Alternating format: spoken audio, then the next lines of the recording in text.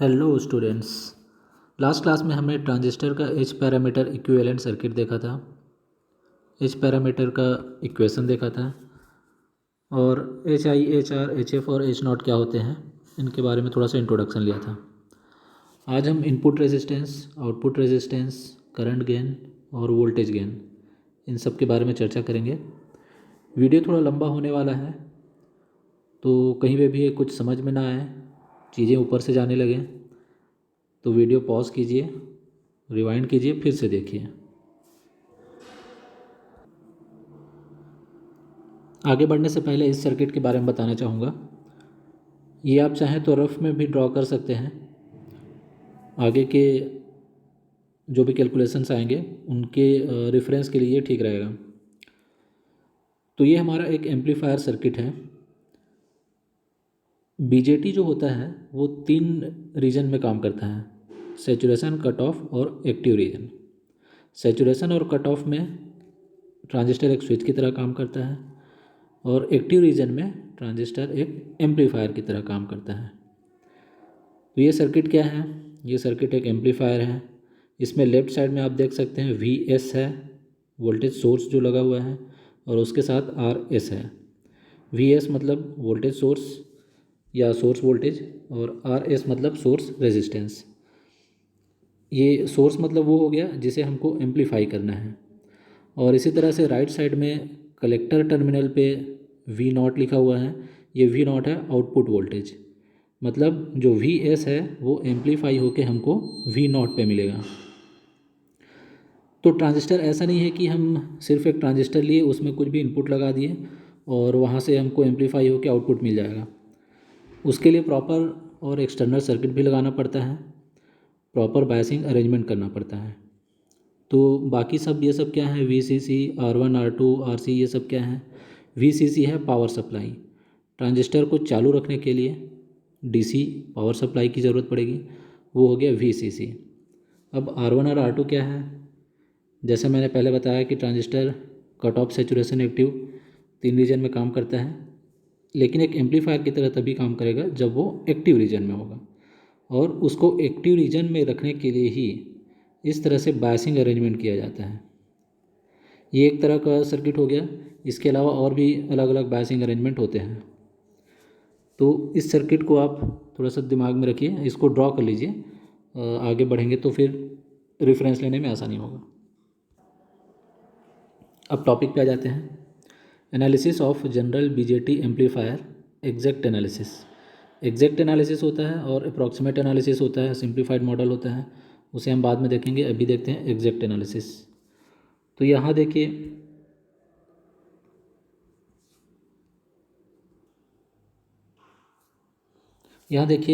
BJT है। इसके 3 terminal हैं, 1, 2 और 3।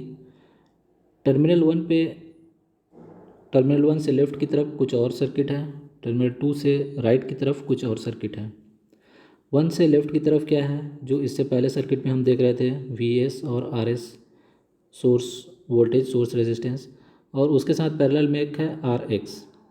RX हो गया biasing resistance connected to input node. ठीक है, बायसिंग रेजिस्टेंस जैसा कि उस सर्किट में R1 और R2 लगा हुआ था, तो उसका इक्विवेलेंट जो रेजिस्टेंस है वो हो गया बायसिंग रेजिस्टेंस। ये बायसिंग रेजिस्टेंस ट्रांजिस्टर के अंदर नहीं होता है, इसे हमें एक्सटर्नली कनेक्ट करना पड़ता है। ठीक, इसी तरह से RY है, टर्मिनल 2 पे कनेक्टेड है। RY हो गया biasing resistance connected to output node. Okay, तो जैसा कि इससे पहले वाला सर्किट में था, कलेक्टर रेजिस्टेंस था, उसे हम RY ले सकते हैं। वो सर्किट के लिए अलग अलग सर्किट के हिसाब से RY डिफरेंट हो सकता है। नेक्स्ट है राइट मोस्ट में RL। RL means exact load resistance. Exact load resistance क्या हो गया? जो लोड हम एक्सटर्नली कनेक्ट कर रहे हैं। जैसा कि RY है वो तो बायसिंग अरेंजमेंट के लिए कनेक्ट किया गया था, बट RL, फॉर एग्ज़ाम्पल आप एक एम्पलीफायर लेते हैं, एम्पलीफायर में आप एक स्पीकर लगाते हैं, तो जो स्पीकर का रेजिस्टेंस होगा वो हो गया लोड रेजिस्टेंस। ठीक, लेकिन RL डैश क्या है? नेक्स्ट है RL डैश, यहाँ पे आप देख सकते हैं RL dash equal to RY parallel with R L, net और इफेक्टिव लोड रेजिस्टेंस। तो यहाँ पे दो तरह के लोड रेजिस्टेंस हो गए, एक तो आर एल है जो एक्सटर्नली हम कनेक्ट कर रहे हैं, दूसरा आर एल डैश है। ये आर एल डैश जो लोड हमने कनेक्ट किया है उसके साथ पैरेलल में बायसिंग रेजिस्टेंस, जो आउटपुट साइड का बायसिंग रेजिस्टेंस है उसको पैरेलल में लेते हैं, तो वो हो गया effective load resistance. Effective load resistance मतलब जो बीजेटी के लिए एक्चुअली लोड का काम कर रहा है। पूरे एम्पलीफायर सर्किट के लिए हमारे लिए लोड हो गया आर एल, बट सिर्फ ट्रांजिस्टर को देखा जाए तो उसके लिए जो इफेक्टिव लोड होगा वो आउटपुट साइड का बायसिंग रेजिस्टेंस और जो लोड रेजिस्टेंस कनेक्टेड है उनका पैरेलल कॉम्बिनेशन होगा। तो R L exact load resistance, R L dash means R Y parallel with R L. ये जब हम न्यूमेरिकल देखेंगे तो उस टाइम पे और डिटेल में समझ में आएगा। तो ये है अपना पूरा एम्पलीफायर सर्किट, और यहाँ पे जो बीजेटी है उसे हमने एच पैरामीटर इक्विवेलेंट मॉडल में कन्वर्ट कर लिया है। तो जो इस सर्किट में देखिए जहाँ पे ब्लू कलर में सर्किट बना हुआ है वो सिर्फ बीजेटी है, वो पूरा एक बीजेटी है, बीजेटी का हाइब्रिड पैरामीटर मॉडल है। और जो रेड इंक से बना हुआ है वो एक्सटर्नल सर्किट है जो हमने बाहर से कनेक्ट किया हुआ है। ठीक है, जैसा पहले सर्किट में था V S, R S, R X और आर एल डैश, तो ये सब हमने बाहर से कनेक्ट किया हुआ है। और एच पैरामीटर मॉडल आपने पहले भी देखा है, जो भी ब्लू लाइन में सर्किट बना हुआ है ये सिर्फ बीजेटी है, बीजेटी का एच पैरामीटर मॉडल। तो पहले इस सर्किट को ड्रॉ कर लीजिए, उसके बाद आगे बढ़ते हैं। आगे बढ़ने से पहले करंट डिवीज़न रूल देख लेते हैं। तो कोई एक इस तरह का सर्किट है जिसमें दो रेजिस्टेंस हैं R1 और R2, दोनों रेजिस्टेंस पैरेलल में हैं। करंट डिवीज़न रूल क्या होता है कि यदि इस पैरेलल कॉम्बिनेशन में कोई करंट आ रहा है, जैसे कि यहाँ पे I, ये टोटल करंट I अगर इस कॉम्बिनेशन में आ रहा है और आने के बाद I दो अलग अलग ब्रांच में डिवाइड हो रहा है, एक में जाएगा I1, R1 रेजिस्टेंस पे I1 और R2 रेजिस्टेंस पे I2। तो करंट डिवीज़न रूल से हम I1 और I2 का वैल्यू निकाल सकते हैं यदि हमें R1 R2 पता हो और टोटल करंट I पता हो। तो I2 कैसे कैलकुलेट करते हैं, I2 equal to I into R1 divide by R1 plus R2। मतलब इसको कैसे याद रखेंगे, किसी भी एक ब्रांच में करंट निकालना है, I2 निकालना है, तो पहले टोटल करंट लेना है I, उसमें मल्टीप्लाई करना है उस रेजिस्टेंस को जिस रेजिस्टेंस में वो करंट फ्लो नहीं हो रहा है। मतलब I2 R2 में फ्लो हो रहा है तो R2 को नहीं लेंगे, R1 को लेंगे, R1 को मल्टीप्लाई करेंगे divide by R1 plus R2, दोनों रेजिस्टेंस का योग। इसी तरह से I1 निकालने के लिए टोटल करंट I इंटू दूसरा रेजिस्टेंस जिस ब्रांच पे I1 फ्लो नहीं हो रहा है, तो I into R2 divide by R1 plus R2। इस तरह से हम I1 और I2 का वैल्यू कैलकुलेट कर सकते हैं। एक और चीज़ बताना चाहूँगा, जैसा हम सिंपली नंबर सिस्टम में देखते हैं, जीरो से जैसे ही हम पॉजिटिव साइड में जाते हैं 1 2 3 4 5, तो नंबर बड़ा होता जाता है। जीरो से अगर हम नीचे जाते हैं नेगेटिव साइड में -1 -2 -3 -4, तो इस तरह से नंबर छोटा होता जाता है। -1 से -5 छोटा है, ठीक है। लेकिन यहाँ पर वोल्टेज और करंट जब हम कैलकुलेट करते हैं तो यहाँ पर प्लस और माइनस का मतलब ये नहीं कि माइनस है तो वो कम है। अगर करंट की बात करें तो माइनस का मतलब सिर्फ डायरेक्शन से है, वोल्टेज में माइनस मतलब सिर्फ पोलैरिटी से है। तो यहाँ पे आप देख सकते हो कि अगर ए से बी की तरफ कोई करंट फ्लो हो रहा है 1 एम्पियर, इसी को अगर मैं दिखाना चाहूँ बी से ए की तरफ तो ये हो जाएगा -1 एम्पियर। ये दोनों सेम चीज़ है, ए से बी की तरफ 1 एम्पियर फ्लो होना मतलब बी से ए की तरफ -1 एम्पियर फ्लो होना। जो एरो का डायरेक्शन दिया है, अगर करंट का वैल्यू पॉजिटिव है तो करंट का डायरेक्शन भी वही होगा जो हमने एरो का डायरेक्शन दिया है। दूसरे केस में जहाँ पर एरो का डायरेक्शन दिया है लेकिन करंट नेगेटिव है, इसका मतलब करंट उस डायरेक्शन में फ्लो हो रहा है जो एरो के अपोजिट डायरेक्शन है। ठीक है, दोनों ही केस में आपको झटका बराबर लगेगा।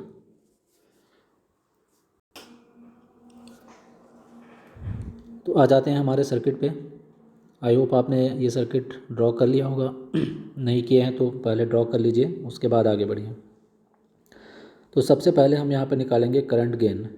Current gain A I. Gain क्या होता है? Output divide by input. अगर करंट निकाल रहे हैं, करंट गेन निकाल रहे हैं, that means output current divide by input current.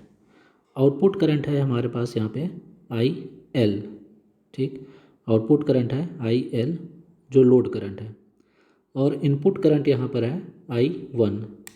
जैसा आप देख सकते हैं एच आई में जो फ्लो हो रहा है ट्रांजिस्टर के अंदर जो जा रहा है, ये हो गया इनपुट करंट। ठीक है, यहाँ पर करंट गेन ए आई जब हम कैलकुलेट करेंगे तो सिर्फ ट्रांजिस्टर को ध्यान में रखते हुए करेंगे। ट्रांजिस्टर से जो बाहर जा रहा है करंट वो हो गया आउटपुट करंट, ट्रांजिस्टर के अंदर जो आ रहा है करंट वो हो गया इनपुट करंट। यहाँ पर सोर्स वोल्टेज से जो करंट आ रहा है वो आई वन नहीं है। ठीक, वो करंट कुछ दूसरा होगा, बट जो ट्रांजिस्टर के अंदर करंट जा रहा है वो है I one input current. Transistor से बाहर जो जा रहा है, बाहर में लोड लगा हुआ है तो वो बाहर फ्लो होगा, लोड में ही फ्लो होगा, आर एल डैश में फ्लो होगा। ठीक है, यहाँ पर पहले सर्किट में हमने देखा था आर एल है पैरेलल में, आर वाई है, तो आर एल में नहीं लेना है, आर एल डैश में लेना है। ठीक, इस सर्किट को याद रखिए। तो I L divide by I one हो गया करंट गेन। अब ये कैसे कैलकुलेट करेंगे? जैसा अभी वोल्टेज डिवीज़न रूल देख रहे थे, इस सर्किट में राइट साइड में देखिए एच पैरामीटर मॉडल में होता है H F into I one. ये डिपेंडेंट करंट सोर्स आपको दिख रहा है H F into I one. जैसा मैंने अभी करंट के डायरेक्शन के बारे में बताया कि H F into I one downward direction में है, इसी को हम अगर अपवर्ड डायरेक्शन में लेते हैं, ठीक है, अगर इसके अपोजिट डायरेक्शन में लेते हैं तो इसको हम लिख सकते हैं minus H F into I one. तो कैलकुलेशन आसान हो इसलिए इसको रेड इंक से पहले ही मैंने दिखा दिया है minus H F into I one. ये करंट फ्लो हो रहा है डिपेंडेंट करंट सोर्स से। ठीक, अब ये करंट ये हो गया टोटल करंट, इसको हम मान सकते हैं, और हमको निकालना है आई एल। ठीक है, जैसा कि आई टू कैलकुलेट किए थे पहले, तो आई एल निकालना है। अब आई एल इक्वल टू क्या होना चाहिए यहाँ पे? I L equal to total current minus H F into I one into कौन सा रेजिस्टेंस? दूसरा वाला resistance, one divide by H naught. ठीक, डिवाइडेड बाई टोटल रेजिस्टेंस, दोनों रेजिस्टेंस का योग, one by H naught plus R L dash. ये देख सकते हैं I L equal to minus H F I one into one by H naught divide by one by H naught plus R L dash. ठीक, ये हो गया load current I L. अब यहाँ से राइट साइड में जो आई वन है इसको अगर लेफ्ट साइड में लाएंगे तो क्या होगा? वो आई एल के नीचे आ जाएगा, I L divide by I one equal to right side में क्या बचा? Minus H F into one by H naught divide by, ये प्लस है, इसको अगर सिंप्लीफाई करें one plus H naught into R L divide by H naught. इतना maths तो आप लोग कर लेंगे।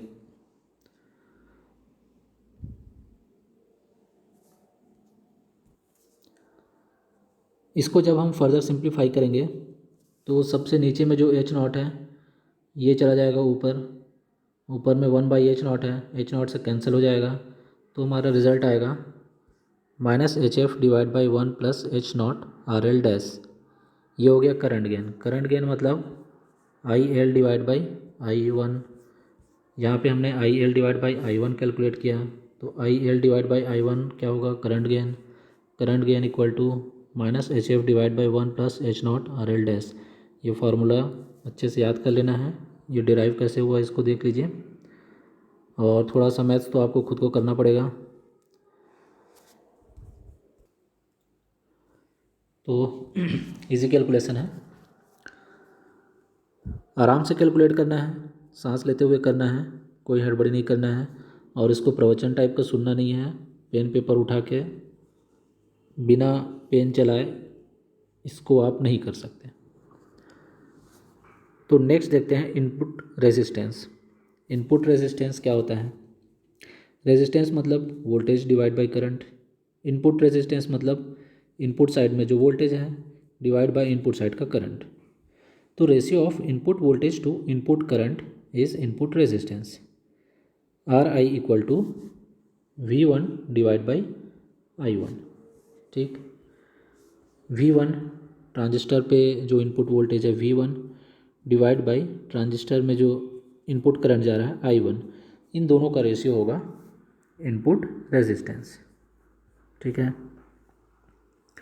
तो resistance seen between input node and ground. Input node किसको बोलेंगे? ये जो ऊपर वाला नोड है लेफ्ट साइड में, ये इनपुट नोड हो गया जहाँ पर V1 का पॉजिटिव टर्मिनल है। जहाँ पर नेगेटिव टर्मिनल है वो क्या हो गया? ग्राउंड। ठीक, अब यहाँ पे इनपुट साइड में KVL अप्लाई करते हैं। तो इनपुट साइड में इस तरह से KVL अगर अप्लाई करते हैं, I1 करंट है, इस लूप में I1 करंट फ्लो हो रहा है, I1 क्लॉकवाइज डायरेक्शन में फ्लो हो रहा है। KVL कैसे अप्लाई करना है? जितना भी कंपोनेंट है, जहाँ जहाँ पे भी वोल्टेज आ रहा है उसका पोलैरिटी देखते जाओ।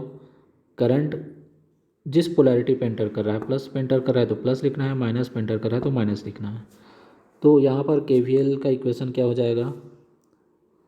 करंट एंटर किया है -V1 के माइनस टर्मिनल पे, नेगेटिव टर्मिनल पे, तो -V1 plus HI into I1, फिर आगे बढ़े क्लॉकवाइज डायरेक्शन में प्लस HR इंटू V2।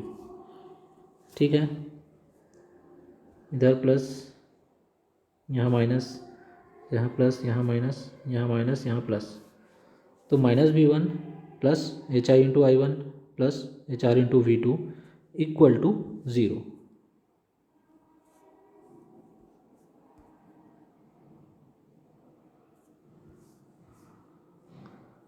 यह आ गया KVL, -V1 plus HI into I1 plus HR into V2 equal to 0। -V1 को दूसरे साइड ले जाएंगे तो V1 equal to HI into I1 plus HR into V2। अब यहाँ पर V2 क्या है? देखिए, हमको यहाँ पर क्या कैलकुलेट करना था? इनपुट वोल्टेज और इनपुट करंट का रेशियो। ठीक, और यहाँ पर क्या आ रहा है इक्वेशन में? आउटपुट वोल्टेज भी आ रहा है जो हमको नहीं चाहिए, तो हमको इसे किसी भी तरह से रिप्लेस करना है। ठीक है, I1 के टर्म्स में ही लाना है इसको। तो उसके लिए क्या करेंगे? सर्किट देखते हैं, क्या यहाँ से V2 का कोई और वैल्यू निकल सकता है? तो V2, ये जो V2 है ये पैरेलली यहाँ पर जो तीन कंपोनेंट दिख रहे हैं, करंट सोर्स, 1/H0 का रेजिस्टेंस और RL-, ये तीनों के पैरेलल में है, मतलब तीनों पे वोल्टेज V2 है। ठीक, तो यहाँ से हम कैलकुलेट कर सकते हैं कि जो V2 है वो RL- पर भी V2 है, तो उसका वैल्यू क्या होगा? Voltage equal to resistance into current. तो V2 इक्वल टू, यहाँ से हम लिख सकते हैं V2 equal to RL- into IL। ठीक, V2 equal to RL- into IL। तो इक्वेशन हो गया हमारा V1 equal to HI into I1 plus HR IL into RL-। ठीक है, V1 equal to, next V1 equal to HI into I1 plus HR RL- को बाहर निकाले तो अब क्या बचा? IL को क्या लिख सकते हैं? करंट गेन क्या होता है? AI equal to IL divide by I1। तो IL equal to AI into I1, ये वैल्यू यहाँ आ जाएगा AI इंटू I1। ठीक, अब इक्वेशन के दूसरे साइड में, राइट साइड में I1 वाला टर्म ही आ गया। I1 दोनों से कॉमन निकाल लेंगे, कॉमन निकालने के बाद उसको लेफ्ट साइड में ले जाएंगे तो V1 डिवाइड बाई I1 हो जाएगा। तो RI input resistance equal to V1 divide by I1 equal to HI plus HR AI into RL-। ठीक है, I1 दोनों में से हट गया और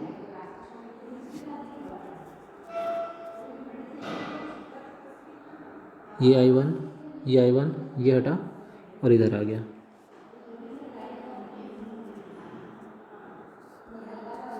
ठीक है, तो ये हो गया इनपुट रेजिस्टेंस, नोट कर लीजिए इसको भी। नेक्स्ट है voltage gain. Voltage gain means output voltage divide by input voltage. तो यहाँ पे आउटपुट वोल्टेज क्या है, आउटपुट वोल्टेज V0 है, वही V0 V2 भी है, V0 और V2 दोनों सेम है। V2 डिवाइड बाई V1, यहाँ हम जो भी गेन निकाल रहे हैं वो सिर्फ ट्रांजिस्टर को भी कंसिडर करते हुए निकाल रहे हैं, अभी एक्सटर्नल सर्किट को इसमें इंक्लूड नहीं किए हैं। तो V2 डिवाइड बाई V1 ये हो जाएगा voltage gain. V2 divide by V1 या V2 ही V0 है तो V0 divide by V1। Simple है, voltage gain equal to V2 by V1 और V0 डिवाइड बाई V1। तो AV equal to V2 by V1, V2 का value हम ले लेंगे कहाँ से, यहाँ जैसे कि हमने पहले कैलकुलेट किया था, V2 की जगह में क्या आया था IL into RL dash, V2 equal to IL into RL dash, यहाँ से निकल जाएगा। तो ये वैल्यू आ गया यहाँ पे, V2 की जगह में IL into RL dash divide by V1। IL को क्या लिख सकते हैं, करंट गेन हमने कैलकुलेट किया है AI equal to IL divide by I1, तो IL equal to AI into I1, AI I1 RL dash divide by V1। ठीक, अब V1 डिवाइड बाई I1 ये क्या होता है, इनपुट रेजिस्टेंस। इस इक्वेशन में V1 नीचे है, I1 ऊपर है, इसको हम ऐसे भी लिख सकते हैं कि I1 नीचे आ जाएगा, V1 बाई I1 हो जाएगा। ठीक है, तो क्या बचेगा, AI RL dash divide by ये I1 नीचे आया, V1 बाई I1 हुआ, तो V1 बाई I1 को क्या लिख सकते हैं, इनपुट रेजिस्टेंस RI। ठीक है, तो अब हमारे इक्वेशन में ये बच गया। ठीक, voltage gain AV equal to AI RL dash divide by RI, note कर लीजिए। नेक्स्ट है आउटपुट रेजिस्टेंस। आउटपुट रेजिस्टेंस मतलब आउटपुट पोर्ट में जो रेजिस्टेंस होगा वहाँ पर जो वोल्टेज और करंट का रेशियो होगा वो होगा आउटपुट रेजिस्टेंस। तो resistance seen between output node and ground, output node number 2 और ग्राउंड मतलब नोड नंबर 3, तो इन दोनों के बीच में जो भी रेजिस्टेंस मिलेगा वो होगा आउटपुट रेजिस्टेंस। अब आउटपुट रेजिस्टेंस कैलकुलेट करने के लिए हमको थेवेनिन थ्योरम का यूज़ करना पड़ेगा। थेवेनिन थ्योरम आप लोग नेटवर्क में पढ़ेंगे, अभी यहाँ पर जितना बताया जा रहा है उतना उस स्टेप्स को फॉलो करो, उन स्टेप्स को फॉलो करो, और जब थेवेनिन थ्योरम पढ़ोगे तो वहाँ पर और भी ज़्यादा क्लियर होगा। तो आउटपुट रेजिस्टेंस निकालने के लिए ये 3 स्टेप हैं। Step 1, disable external source present in input circuit. ठीक है, इनपुट साइड में जैसा कि पहले आपने पहले के सर्किट में देखा, यहाँ पर क्या होता था Vs। ठीक है, तो इनपुट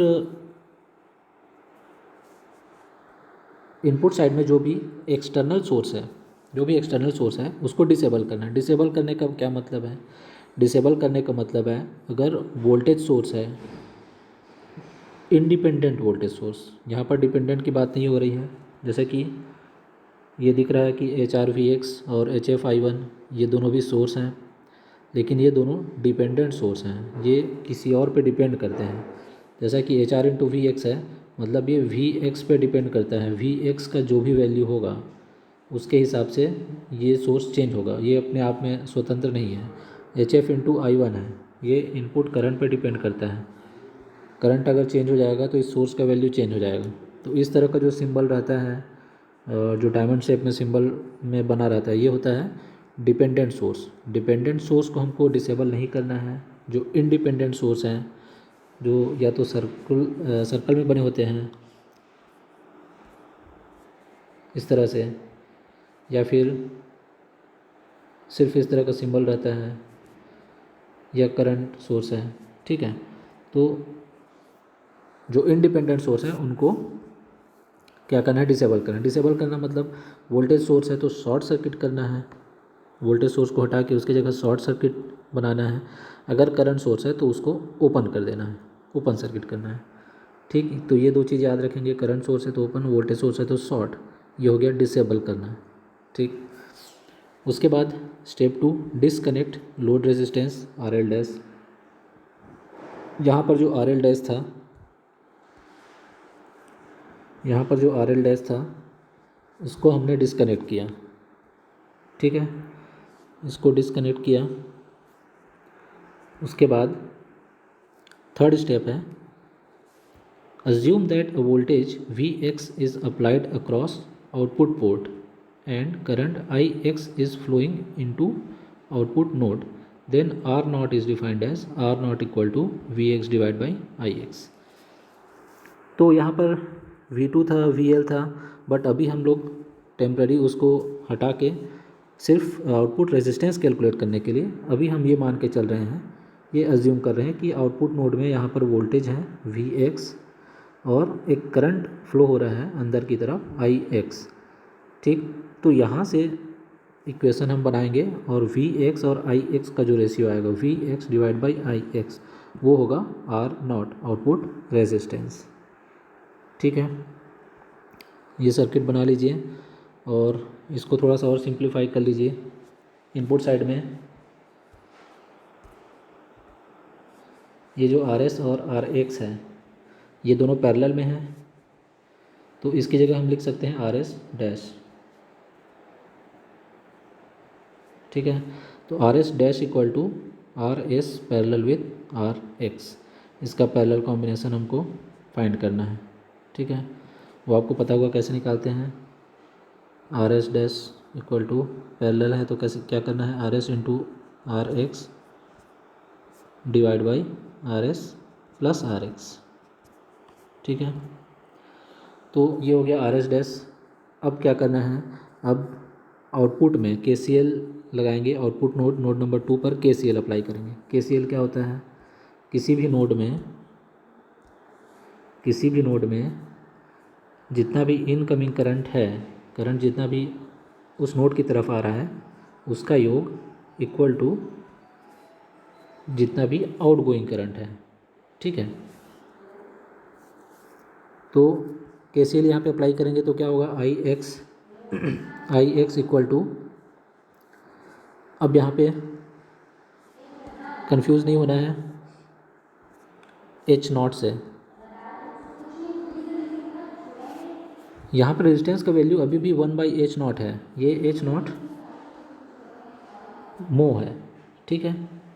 तो करंट क्या होता है, current equal to voltage divide by resistance. तो यहाँ पे वोल्टेज हो गया Vx डिवाइड बाई रेजिस्टेंस क्या हो गया 1/H नॉट। तो ये H नॉट ऊपर की तरफ जाएगा, यहाँ जाएगा, तो इस ब्रांच पे करंट क्या हो जाएगा,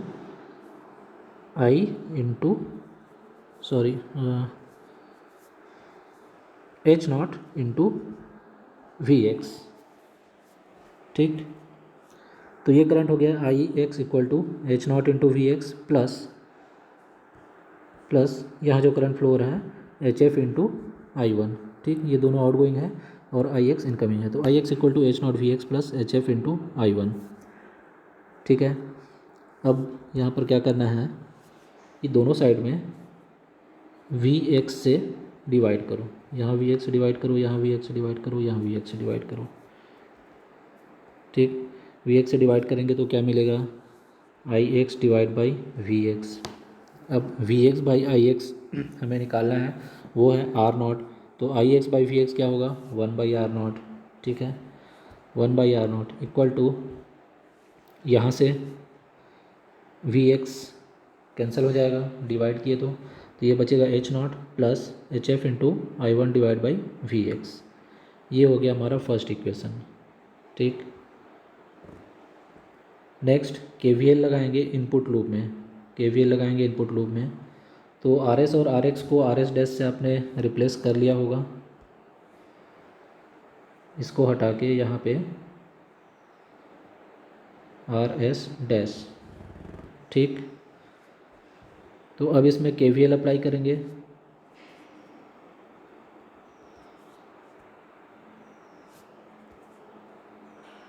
के वी एल अप्लाई करेंगे, इस डायरेक्शन में करंट फ्लो हो रहा है आई वन। ठीक है, तो क्या हो जाएगा I one into R S dash, I one into R S dash plus I one into H I, यहाँ से आर एस डैश, तो I one into R S dash plus I one into H I plus H R into V X. ठीक, equal to zero. ये के V L का equation हो गया। अब यहाँ से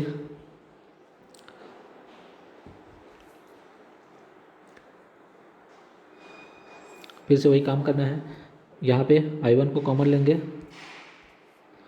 यहाँ से आई वन कॉमन लेंगे और इसको दूसरे साइड में ले जाएंगे, तो दिस वैल्यू इक्वल टू क्या हो जाएगा minus H R into V X. ठीक, अब इसके बाद और यहाँ पे क्या आ गया I one are S dash plus H I. ठीक, यहाँ से वी एक्स इधर आएगा और ये वैल्यू इधर जाएगा, तो I one divide by V X equal to minus H R divide by R S dash plus H I. इतना इक्वेशन आप लोग कर सकते हैं। ठीक, इसको साइड चेंज करके बना लीजिए, I one divide by V X equal to minus H R divide by R S dash plus H I. ये हो गया इक्वेशन नंबर 2। अब इक्वेशन नंबर 2 से जो I one divide by V X का वैल्यू आया है, ठीक है, ये जो वैल्यू है I one divide by V X का, इसको हम पुट करेंगे यहाँ पे इक्वेशन नंबर 1 पे। तो यहाँ क्या हो जाएगा I X divide by V X equal to H naught बचा माइनस ये वैल्यू यहाँ गया, तो ये हो गया, ये माइनस हो गया, minus H F into H R divide by R S plus H I. ठीक, ये किसका वैल्यू है I X divide by V X का। V X by I X होता है आर नॉट, तो I X by V X होगा 1 by R naught, 1 by R naught equal to H naught minus H F into H R divide by H I plus R S dash. तो यहाँ पे सारे parameters आ गए, H not, H F, H R और H I, और उसके साथ are S dash. Are S dash क्या है सोर्स रेजिस्टेंस और जो बायसिंग रेजिस्टेंस है इनपुट साइड का, उनका पैरेलल कॉम्बिनेशन। ठीक, तो आर नॉट निकालना है, पहले 1 बाई आर नॉट कैलकुलेट करेंगे, फिर उसका इन्वर्स करेंगे। इस तरह से फार्मूला इजी रहेगा। अब चाहो तो यहीं से आर नॉट भी कैलकुलेट कर सकते हो, उसके लिए भी फार्मूला डिराइव कर सकते हो, बट इस तरह से जाना थोड़ा इजी रहेगा। ओके, तो अभी तक हम लोग जो देख रहे थे input resistance, output resistance, current gain, voltage gain, ये सिर्फ ट्रांजिस्टर के लिए था, जिसमें हम एक्सटर्नल सर्किट या जो बायसिंग रेजिस्टर्स हैं उनको कंसिडर नहीं कर रहे थे। ठीक है, अब हम देखते हैं कि उनको भी कंसिडर करते हुए रेजिस्टेंस का वैल्यू क्या होगा। तो नेक्स्ट है R I dash. R I dash को इनपुट रेजिस्टेंस, वैसे तो इनपुट रेजिस्टेंस ही है, बट यहाँ पर हम इनपुट रेजिस्टेंस यूज़ करते हैं सिर्फ बीजेटी के लिए, मतलब जो ट्रांजिस्टर हमारा है उसका एनालिसिस कर रहे हैं। तो इसको बेटर ये होगा कि आर आई डैश ही बोलो। तो आर आई डैश या फिर आर आई डैश क्या हो गया, input resistance calculated by considering the effect of biasing resistor R X. R X को भी कंसिडर करते हुए जो इनपुट रेजिस्टेंस आ रहा है वो हो गया आर आई डैश। तो सिंपल, यहाँ पर जो बीजेटी है, जो इनपुट रेजिस्टेंस हमने कैलकुलेट किया, कैलकुलेशन को और आसान बनाने के लिए उसको हम इस तरह से रेड इंक से दिखा सकते हैं कि यहाँ पर इनपुट रेजिस्टेंस है आर आई और दूसरे साइड में आउटपुट रेजिस्टेंस है आर नॉट। ठीक, उस आर आई के पैरेलल में आर एक्स, आर नॉट के पैरेलल में आर वाई। तो input resistance R I simple है, अगर आपने आर आई कैलकुलेट कर लिया, अगर आपने आर आई कैलकुलेट कर लिया तो R I dash R I parallel with R X, R I parallel with R X. ठीक है, R I dash equal to R I parallel with R X. तो आर आई निकालना है पहले, फिर आर एक्स के साथ उसका पैरेलल कॉम्बिनेशन करेंगे तो आर आई डैश आ जाएगा। पैरेलल का वैल्यू निकालने के लिए फिर से वही R I dash equal to R I into R X divide by R I plus R X. Okay, ये हो गया आर आई डैश। इसी तरह से आर नॉट डैश मतलब output resistance calculated by considering the effect of biasing resistor R Y. तो R naught dash equal to R naught parallel with R Y. Simple है, आप लोग सर्किट बनाते हुए चलिए, अदरवाइज़ ऐसे ही देखेंगे तो फिर कुछ समझ में नहीं आएगा। सर्किट बनाते हुए चलना है और सर्किट में देखते हुए चलना है, यहाँ पर जो भी टर्म आ रहा है। ठीक तो एक नोट कि for a given amplifier net input and output resistance R I dash and R naught dash. R I और आर नॉट ट्रांजिस्टर का इनपुट और आउटपुट रेजिस्टेंस है। पूरे एम्पलीफायर का नेट इनपुट रेजिस्टेंस क्या होगा, R I dash, net output resistance होगा R naught dash. आगे देखते हैं। इसी तरह से जो वोल्टेज गेन आया था वो क्या था, A V means internal voltage gain BJT का, ट्रांजिस्टर का। अब हम कैलकुलेट करेंगे ए वी एस मतलब एक्सटर्नल वोल्टेज गेन। ठीक है,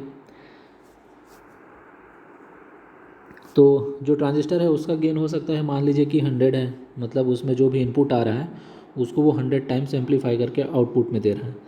लेकिन ज़रूरी नहीं कि ऐसा होगा, वो मतलब सिर्फ ट्रांजिस्टर तो ऐसा करेगा, लेकिन उसके साथ और भी जो बायसिंग रेजिस्टेंस कनेक्टेड है उसकी वजह से जो ओवरऑल गेन है वो चेंज हो सकता है। कि मैंने जो इनपुट लगाया बीजेटी अगर 100 टाइम्स एम्पलीफाई करता भी है तो भी हो सकता है कि मुझे 100 टाइम्स ना मिले, मुझे 50 टाइम्स ही मिले, क्योंकि बाकी जो बायसिंग रेजिस्टेंस हैं वो भी अपना रोल प्ले करेंगे यहाँ पे। ठीक है, तो जो एक्सटर्नल वोल्टेज गेन या फिर जो नेट वोल्टेज गेन है वो क्या होगा, ratio of output voltage to source voltage, A V S, output voltage to source voltage. ठीक है, अब ये कैसे कैलकुलेट करेंगे, ये सर्किट देखिए, यहाँ पर इनपुट में वी एस और आर एस है और बीजेटी के इनपुट में V one power voltage supply है। तो क्योंकि हमारा जो आर आई डैश था वो क्या था, नोड नंबर 1 और ग्राउंड के बीच में था, बायसिंग रेजिस्टेंस को भी कंसिडर करते हुए। ठीक है, तो जो आर एक्स था और आर आई था वो सब इस आर आई डैश के अंदर आ गया है। ठीक, इस आर आई डैश के अंदर वो सभी आ गया है। तो इस तरह से इधर का जो सर्किट था उसको रिप्लेस कर सकते हैं सिर्फ एक सिंगल रेजिस्टर से, जिसका वैल्यू क्या होगा, आर आई डैश। ठीक, कैलकुलेशन इससे आसान हो जाएगा। तो हमारा वोल्टेज गेन ए V S, net voltage gain क्या होगा, output voltage divide bye source voltage. Output voltage output side में सर्किट में देखिए, पहले आप लोग बनाए होंगे, तो वी नॉट ही क्या है, वी टू है, तो V naught by V S भी लिख सकते हैं, V two by V S भी लिख सकते हैं।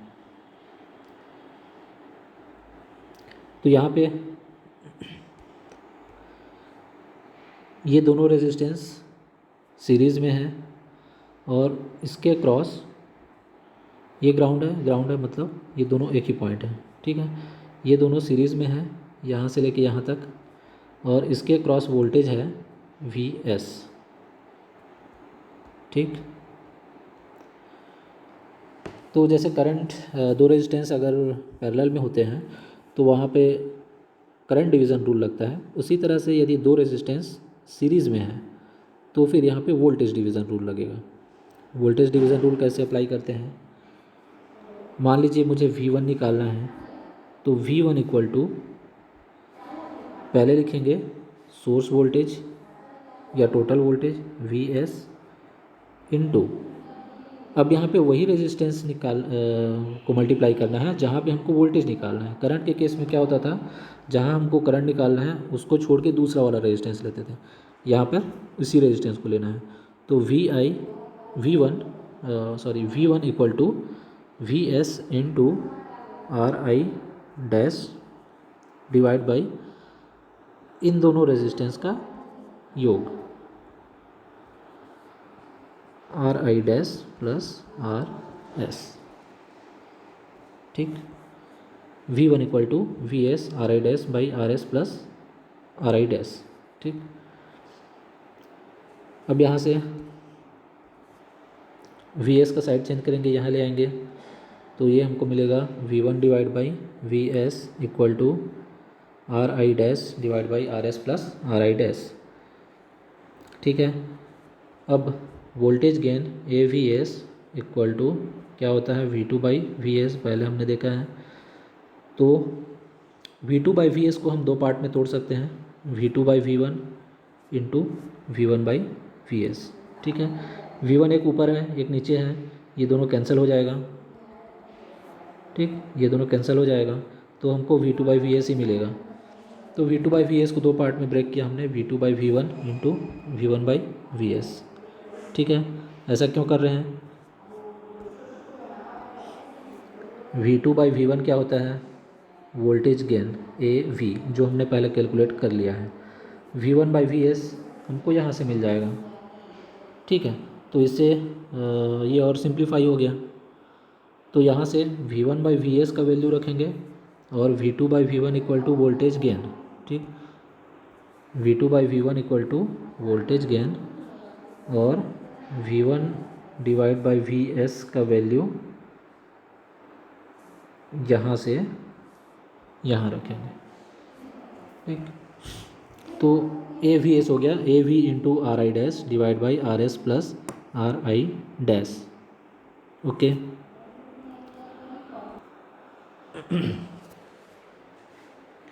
नेक्स्ट है AIS, नेट करंट गेन।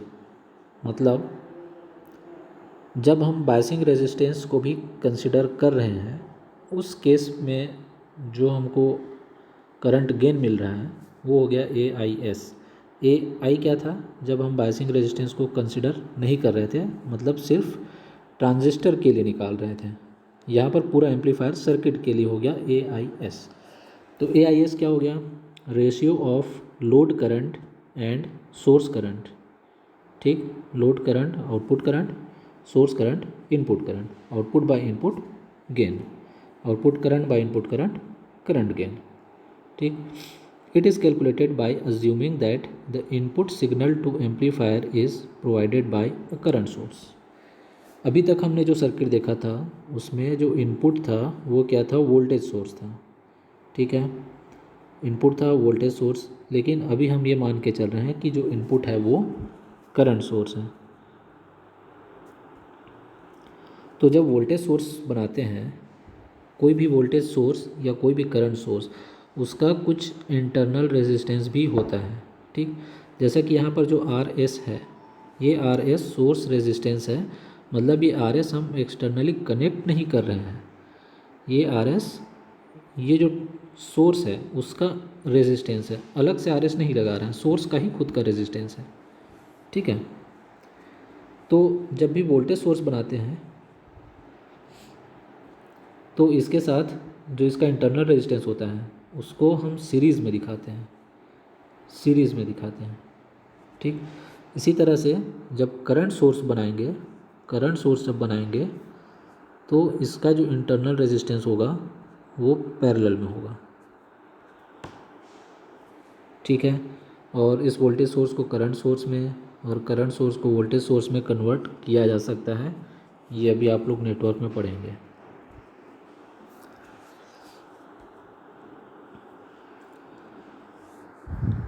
तो यहाँ पे ये हो गया IS और RS करंट सोर्स हो गए, RX क्या हो गया, बायसिंग रेजिस्टेंस, और जो RI है अब यहाँ पे क्योंकि आर एक्स बायसिंग रेजिस्टेंस है, उसको मैं आर एस के साथ ले रहा हूँ, तो यहाँ पर आर आई अलग से दिखाना पड़ रहा है। अगर आर एक्स और आर आई को एक साथ में लेते हैं, इन दोनों को एक साथ में लेते हैं, तो यहाँ पर आर आई डैश हो जाएगा। ठीक है, इन दोनों को एक साथ में ले रहे हैं तो आर एस डैश।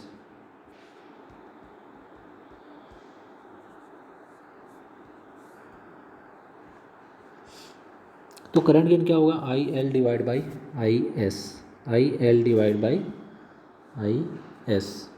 ठीक है, तो ये कैलकुलेट करने के लिए पहले क्या करेंगे, पहले इनपुट साइड में देखते हैं आई वन, ये हो गया आई वन। तो आई वन इक्वल टू ये दोनों एक रेजिस्टेंस हो गया, पैरेलल कॉम्बिनेशन आर एस। अब फिर यहाँ पर ये सर्किट को और सिंप्लीफाई किया जा सकता है, आर एस डैश और पैरेलल में आर आई। ठीक है, इधर से करंट क्या आ रहा है, आई एस, इसमें करंट है आई वन। तो आई वन कैलकुलेट करने के लिए फिर से वही current division rule, I one equal to I S total current into वो रेजिस्टेंस जहाँ पर आई वन करंट फ्लो नहीं हो रहा है, तो I S into R S dash divide by दोनों रेजिस्टेंस का योग, are S dash plus R I. Okay, ये हो गया आई वन। तो यहाँ से आई वन आई एस नीचे आएगा आई वन के, तो I one divide by I S equal to R S dash divide by R S dash plus R I. तो I one by I S निकल गया, बट हमको निकालना क्या था, A I S equal to I L divide by I S. आप लोग लिखते जाइए ये सब, नहीं तो कुछ समझ में नहीं आएगा। लिखते जाइए और मैं जो बोल रहा हूँ उसको अपने कॉपी से मैच करके वहाँ से रिलेट करते हुए पढ़िए। So A I S equal to I L divide by I S equal to, अब इसको फिर से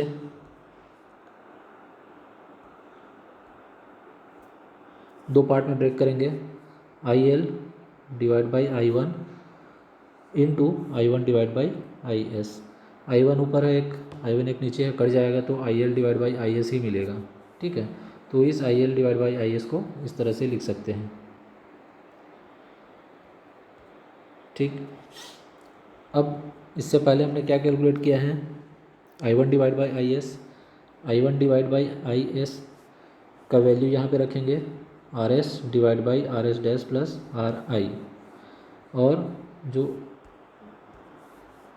आई L divide by I one है ये क्या है, करंट गेन ए आई, सबसे पहले हमने इसी को कैलकुलेट किया था। तो I L divide by I one equal to current gain A I, और I one divide by I S just अभी हमने कैलकुलेट किया, इक्वल टू क्या है, R S dash divide by R S dash plus R I. तो ये आ गया हमारा A I S equal to A I R S dash divide by R S dash plus R I. R S dash क्या है,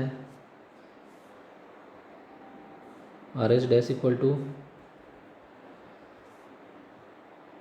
R S parallel with R X. ठीक,